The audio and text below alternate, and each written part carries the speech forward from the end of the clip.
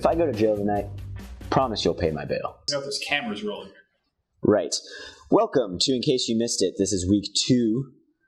We are excited to have you guys watching. I hope you enjoyed the first week. Nick, I don't know if you know, but Georgia football played last week. They did? What section of the video is this? It is called Playbook, where we break down all the sports that played last week and give you those scores, and then we'll preview next week's games. Georgia beat South Carolina 52-20. Grayson Lambert, 24 of 25 passing, 330 yards. Malcolm Mitchell, 8 receptions for 122 yards and a touchdown. Nick Chubb, 21 carries, 159 yards, 2 touchdowns. Is it an okay performance for Georgia? I mean, lost in the shuffle there. Georgia will be facing Southern University at 12 p.m. this Saturday. 12:01 will be the kickoff. 12:01 kickoff. Chubb will be going for his 12th straight game with over 100 rushing yards. It's more than I have. Nick, volleyball played 3 games last week. They went 1-2 in those 3 games. But volleyball maybe can right the ship here. They have Tennessee to start the SEC schedule this week on Sunday at 1:30.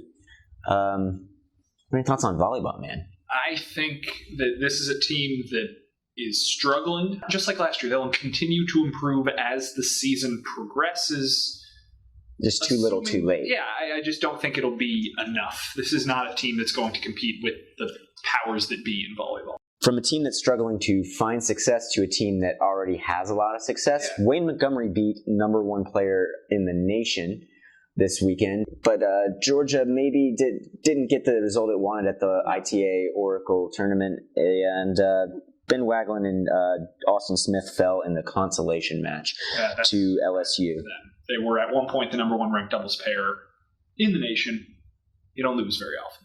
No, we're harping on these guys for losing once. It's not unlike the women's golf team. One great record-setting day this weekend, best single-day score in team history, but then a little bit disappointing on the rest of the days. Right. All 5 women's golfers shooting under par in the second round of the Mason Rudolph tournament.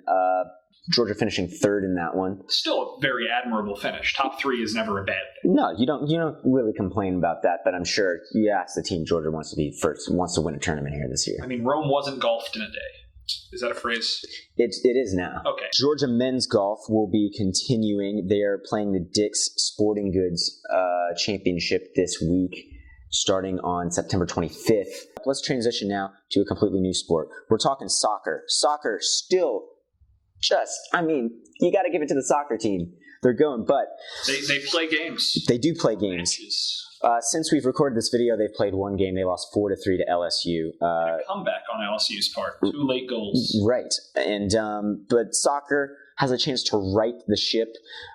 Playing Arkansas on Friday at 7 p.m. and they got their work cut out for them in #4 Texas A&M on Sunday. That's a game that just going to buckle up and hope for the best. Sometimes you just got to ride the ship out, and maybe that's what Wasim's doing here. Men's tennis will be competing in the Cajun Classic. Freshman Walker Duncan is traveling with the team to play in his first away tournament, so pretty exciting guy there. This is a team that's definitely going to look to hit its stride in March, April, but October, September playing still matters. The equestrian team has its first official meet on Friday at 10 a.m. in Bishop. That's where they keep the horses, Nick. The horses live. They're facing Texas A&M. As much as I know about Texas A&M equestrian, they're in Texas. They're cowboys. Or cowgirls, rather. They like to ride horses. All right, let's come up with some horse names. Silver. Ridden. Yeah, Ridden. Shadowfax. Yeah. I'm just naming horses from movies. Brown Spot. Emmett Smith. Is Emmett Smith the name of a horse? No, Emmett and Smith. Oh, okay. There we go. For our next section, the player to watch segment, where we will... Not playbook. We will go back and reflect on our players to watch from last week and give you new players to watch from this week. Nick, I had a great pick in Amanda Docks last week. She was my player to watch. She set a career high 17 kills against Wake Forest, even though Georgia lost that game. For those not familiar with volleyball, not like actual like killing of a human being, like killing the ball. Spikes. I had a not so great pick in Isaiah McKenzie. He had 1 carry for 8 yards. In honor of basketball coverage starting up this week, which you should check Red and Black, for our new basketball coverage. Our players to watch are going to be men's and women's basketball players, Nick. Exactly. From the women's team, we want to highlight Jacobia Barbie. She missed the last 10 games of last season with a fractured fibula. But before that, she was averaging 12 points per game, 7 rebounds per game, and 2.4 steals per game. She was without a doubt the best player on that team last year. And if you look at what happened to the team's record after she got injured, like 9 straight losses, and quite possibly the reason Andy Landers retired, like her loss was a huge detriment to this team. It's cliche to pick the best player as the player to watch, but she is the player to watch. And we're going to go on the flip side now for Georgia basketball. 5 freshmen coming onto this men's basketball team. Any of them are great players to watch, just to see how Fox works with those freshmen. A lot of times he likes to ease those guys in there, and I know that's what he did last year with this guy. Yante Maton is our player to watch this week. Yeah, sure. He's played in 32 of Georgia's 33 games. The only game he missed, he had a concussion. Because he got hit by a car. Yeah, that did happen. How do you hit Yante Maton with your car? You look both ways before crossing the street, Yante. You're putting the blame on Yante. I put the blame on the driver. I think that's a 6'3" Ford walking across the crosswalk. Yeah, I think he's considerably taller than 6'3". I'm 6'3". Okay, maybe he did some jaywalking, but we'll cut the driver some slack. All right, Nick. Now to our favorite segment. Tell us why we're wrong. We were told why we were wrong this week, Nick.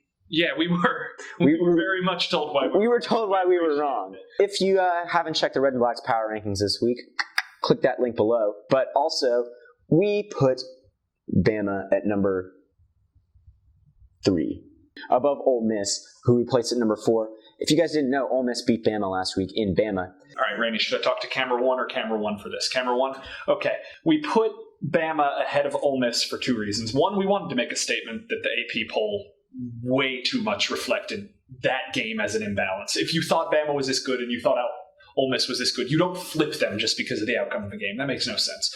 But secondly, winning a game does not automatically make a team better. Rocky was not better than Apollo Creed in Rocky 2, but Rocky won the fight, spoiler alert. And there are real-life examples. Appalachian State was not better than Michigan in 2007. They are the team that beat Michigan in 2007. So camera 1, I'm looking at you and I tell you this. If you still think Alabama is better than Ole Miss, you're with us. We're not ready to buy in just because of one outcome. Because next week, Alabama might lose to UL Monroe, but they probably won't. This is still Alabama, people. They're still a good team. Thanks for listening, Camera 1. You tell that camera, Nick. You tell him. Georgia is the most complete team in the conference right now. I personally believe Texas A&M is the best team in the conference. I know Taylor has differing opinions, but Georgia, everybody agreed, is the team with the least amount of holes as of this week. We don't know if Grayson Lambert or Bizarro Grayson Lambert is going to show up from week to week, but we do know that Grayson Lambert played well last week. And if we're judging purely on that, compared with 2 of the better running backs in the SEC, with a wide receiver in Malcolm Mitchell who looked great on Saturday, with a defense that limited a South Carolina passing attack that admittedly is very bad to even worse than very bad numbers. This is a team that looks very strong right now. Do I think they're going to be the best team in the conference at the end of the year? No, I don't. But right now, after 3 games, this is the team I'm the most confident in sustaining this ability. But that's our opinion. So give us your opinion. Leave a comment in the comments below, or tweet at Red and Black, or you could add me and Nick on Facebook, and you can cyberbully us in the messages. We're fine with that. We don't endorse cyberbullying, though. It's only if you're already a cyberbully. Yeah, it's only if you're already just a generally mean person. Donald Trump got a friend this week. Say hello to Rob Lowe. If you want to make Donald Trump say something, let us know. This has been In Case You Missed It for this week. Thanks again for our producer, Rainey, for making this video, and good luck editing it. Seriously, Taylor, what are you going to do that's going to send you to jail tonight?